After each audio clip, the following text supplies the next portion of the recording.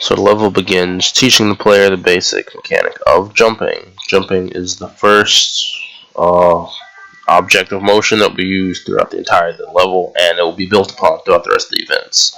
So the initial event is just teaching the player that jumping is required to not fall to their death. And in doing so, the only challenges provided when learning this technique are not falling to your death, which are provided by these objects that the player has to jump across and land on. After this first event, the player runs into the new mechanic, which is defeating player enemies. None of these enemies are animated. They don't attack me, I can't attack them. But the idea is once they're defeated, they trigger some sort of response in the level.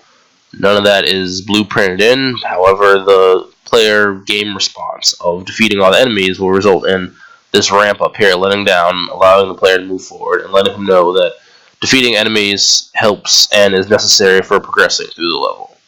So we'll go forward. Next event.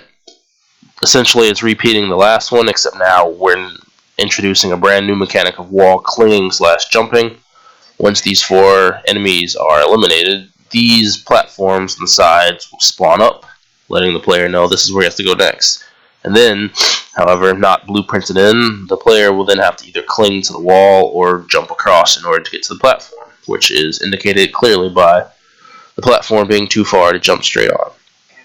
The player is intended to try to jump a couple times and make it and fail. I believe it's a bit more intuitive for them to know the jump on the walls and not. Playtests showed that the player, although not able to actually wall jump and run, it was implied that should be done. So, playing that, we're going to go ahead and move past it.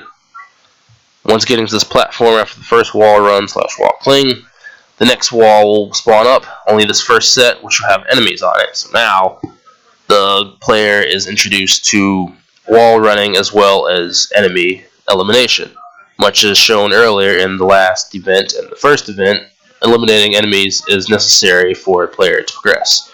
Again, if the player does not dispatch the enemies on these walls, he can, if he wants, attempt to jump to the final platform ahead, and he will not make it, making it even clearer that it is vital to take out the enemies. So when he takes out the enemies on these walls, the next set of platforms that don't have enemies will spawn, giving them that medium required to actually get to the end.